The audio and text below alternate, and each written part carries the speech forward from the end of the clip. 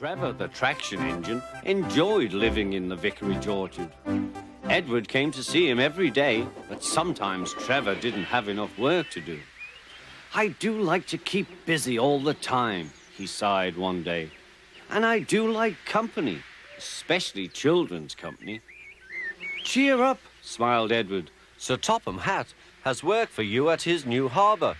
I'm to take you to meet Thomas today." "Ah!" exclaimed Trevor happily. "A harbour! The seaside! Children! That will be lovely!"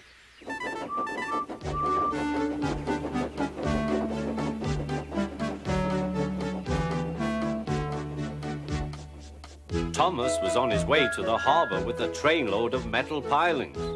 They were needed to make the harbour wall firm and safe. "Hello, Thomas," said Edward. "This is Trevor, a friend of mine. He's a traction engine." Thomas eyed the newcomer doubtfully. "A what engine?" he asked.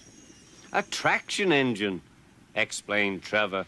"I run on roads instead of rails. Can you take me to the harbour, please?" Sir Topham Hatt has a job for me.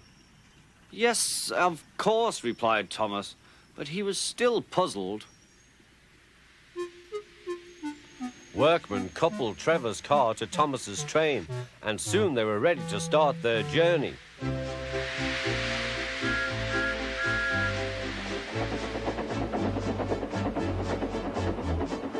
"I'm glad Sir Topham Hatt needs me," called Trevor. "I don't have enough to do sometimes, you know, although I can work anywhere, in orchards, on farms, in scrapyards, even at harbours." "But you don't run on rails," puffed Thomas. "I'm a traction engine. I don't need rails to be useful," replied Trevor. "You wait and see."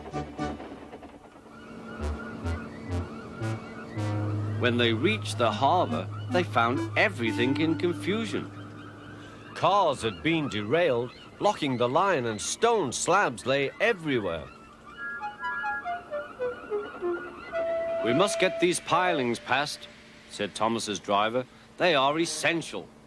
Trevor, we need you to drag them round this mess." "Just the sort of job I like," replied Trevor. "Now you'll see, Thomas. I'll soon show you what traction engines can do." Trevor was as good as his word. He dragged the pilings clear with chains and towed them into position.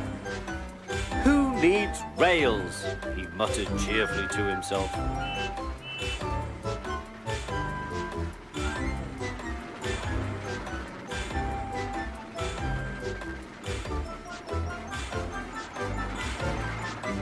Later, Thomas brought Annie and Clarabel to visit him.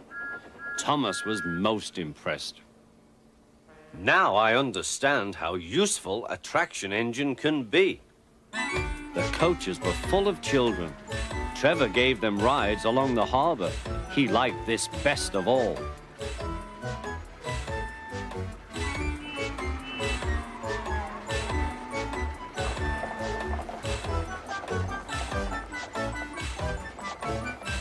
"He's very kind," said Annie. "He reminds me of Thomas," added Clarabel. Everyone was sorry when it was time for Trevor to go. Thomas pulled him to the junction. A small tear came into Trevor's eye. Thomas pretended not to see. He whistled gaily to make Trevor happy. "I'll come and see you if I can," he promised. "The vicar will look after you, and there's plenty of work for you now at the orchard. But we may need you again at the harbour someday." "That would be wonderful," said Trevor. That evening, Trevor stood remembering his new friend Thomas, the harbour, and most of all, the children. Then he went happily to sleep in the shed at the bottom of the orchard.